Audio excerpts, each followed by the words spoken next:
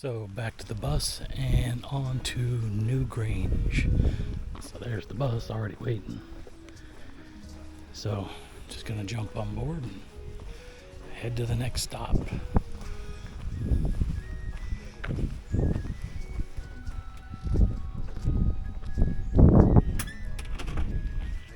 Hey there, how are you?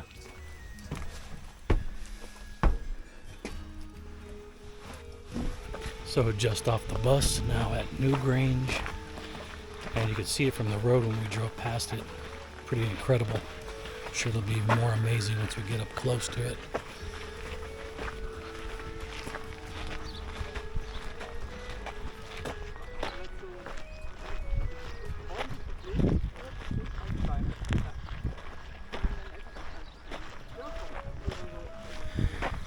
Get to go inside Newgrange.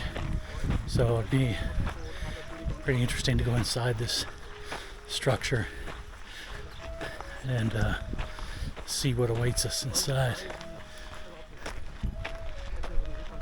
You see the white stones, like I mentioned, over at the other site north, how they were all laying on the ground, but here they're put up on the side of the structure, which makes a lot more sense if you consider that the archaeologists had to reinforce the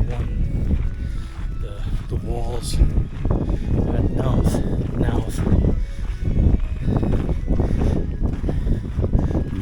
however it's said. It would make sense that they probably did that originally themselves.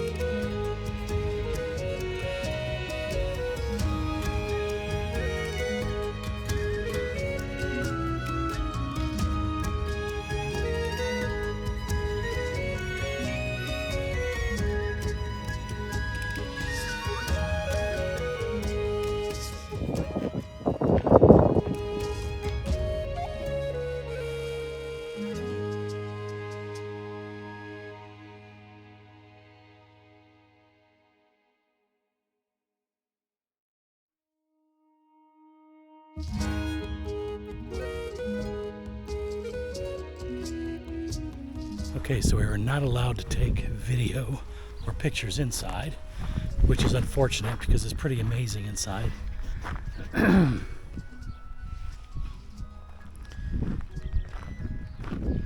You have to stoop down in several areas in order to get through. And I have to ask, why?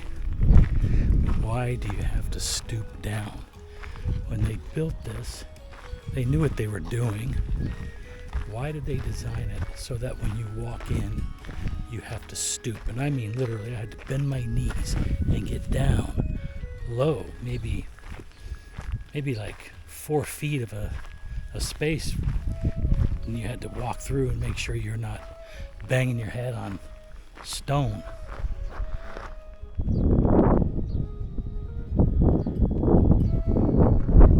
surely they could have built it like the rest of the interior, where you can, in certain places, you can stand up. I find the stooping interesting because in the pyramid, I think it's part of the ascending passage. There's an area where you have to stoop down as well before it opens up. I think they call it the Grand Gallery, I'm not positive, but so there's a reason why they built into this thing so that the individual coming in has to stoop down.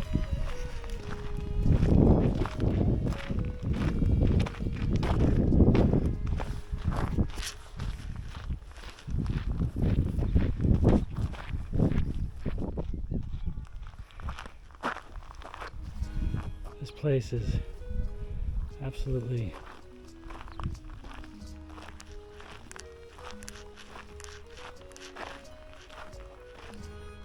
amazing. The structure is pretty massive. On the inside, you stoop down, like I said, and you walk through. You stoop down to about 4 feet. Then you walk into an area where you can stand up, and it's enough room above your head, you don't have to worry about it. Then when you get into the middle goes all the way up, and you can see how they laid the stones in the circular form, getting closer to, as you go up, it's sort of pyramids to the top. So it's like looking inside of a pyramid-ish type structure, where the higher it goes, the more narrow it gets.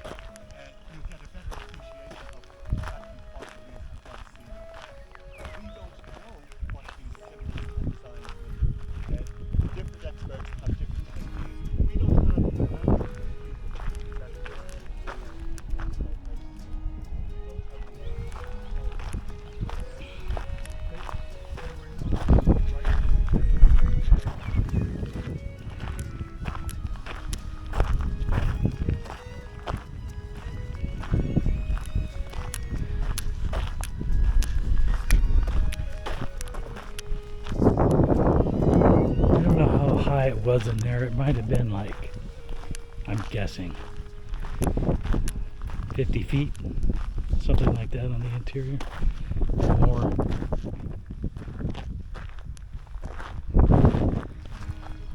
What's this over here? This is a much later structure.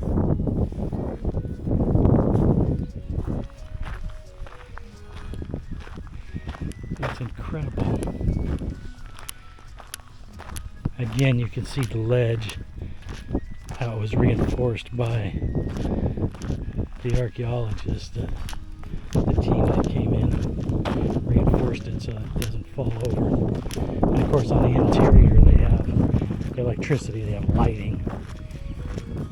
It's not totally bright in there, but it's bright enough.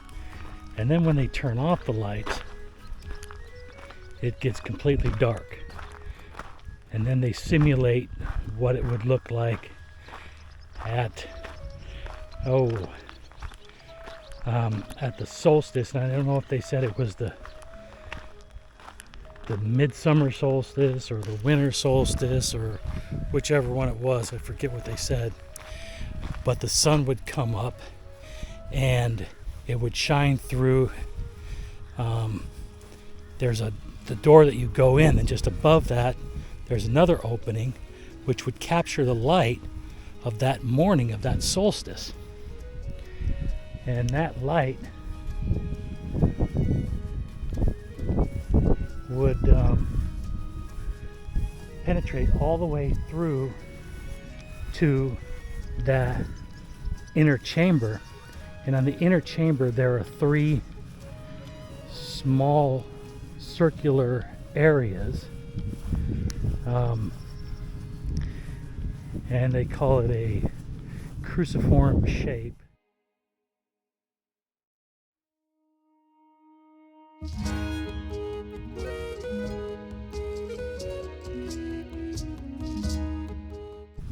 Because you go in straight and then you have a a space on your left, you have a space on your right, and then you have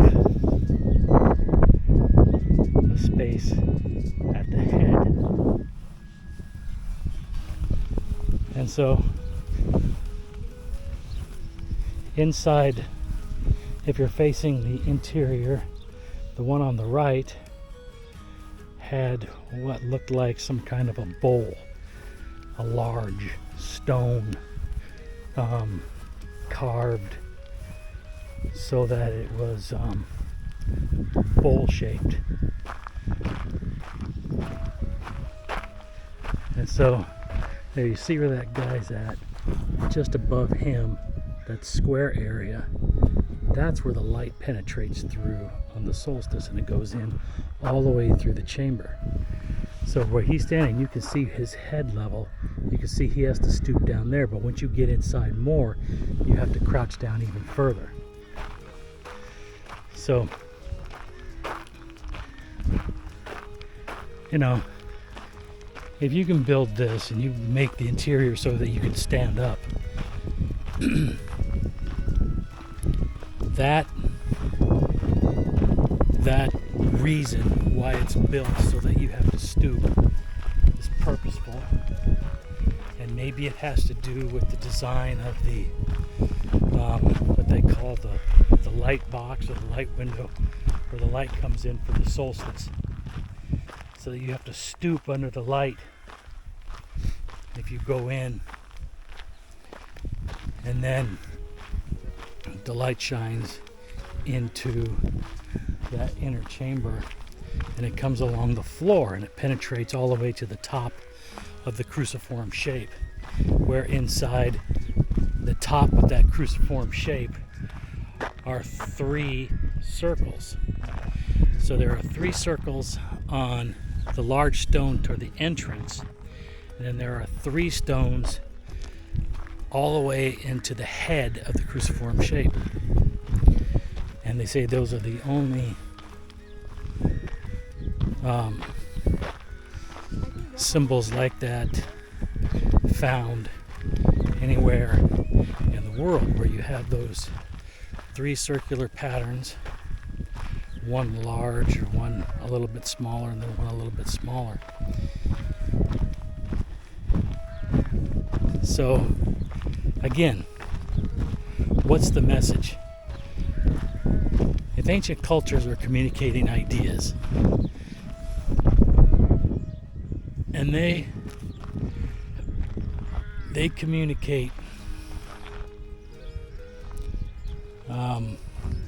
to the people that are in their society, they want them to understand an idea, and they know what the message is. We don't. So, like, even with Egyptian hieroglyphs, at the time they wrote, they knew what they were talking about. The people around them knew what they were talking about. And they probably assumed that people in future generations would know what they were talking about, simply because, I mean, there's a bit of arrogance in, communication and language, and, who you perceive yourself to be as a culture, especially if you're a great culture, etc., or whatever. So when you put out ideas, you put them so that the people around you can understand them, and you think that everybody will always be able to understand them, which is not necessarily the case.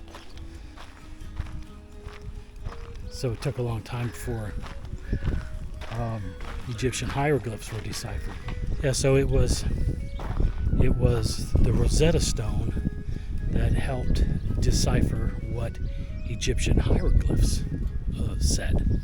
So even though Egypt was, at the top of the game and a world power, you probably assumed that everybody would always know who they were and understand what they did.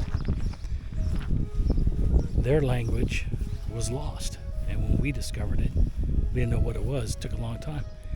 And then we discovered the Rosetta Stone, and I think there are several stones that are similar to that Rosetta Stone, like copies of it, that were made at the same time and sent to different locations around the world.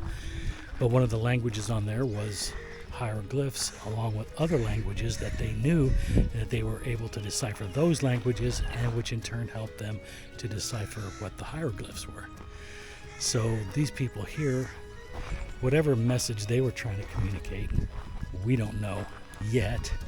It may be that something is discovered that helps to reveal that, hopefully, because it would be really interesting to know what it was that they were trying to get at, and to be positive about it and not just, speculation. I really wish I could have took pictures on the inside. That would have been great. Unfortunately, they're a bit stingy when it comes to that. Completely worth it. So if you get to Ireland and you get over here, you can stay in Drogheda and catch an Uber or a bus out here, depending on the day, and see Newgrange and Noath and Douth and Nouth, or whatever, however they're pronounced. So anyway, that's it for now. Take another look.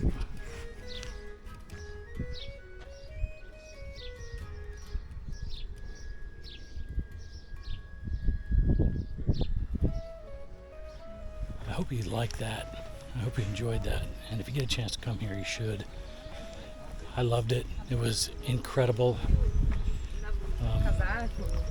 Seeing such ancient, amazing structures. And then when you consider the mysticism and the mythology and the folklore and all these other things combined, you have a lot to take in, you have a lot to decipher. Hey there, little fella. How you doing, buddy?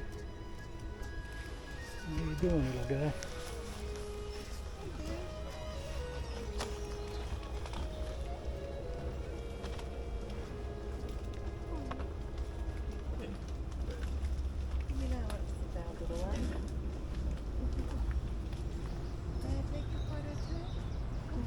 Back over the river, where they say they brought stones on boats. Of course, they had to quarry those stones and then get them to the boats and get them on the boats and then get them off the boats. A lot of unanswered questions, a lot of theories, nothing concrete. It's like they tell you here, your guess is as good as ours. So, but you can look for similarities in other structures around the world and start putting things together, which I think is what some of these places should do, and really just start examining them. Anyway, going inside, so more later.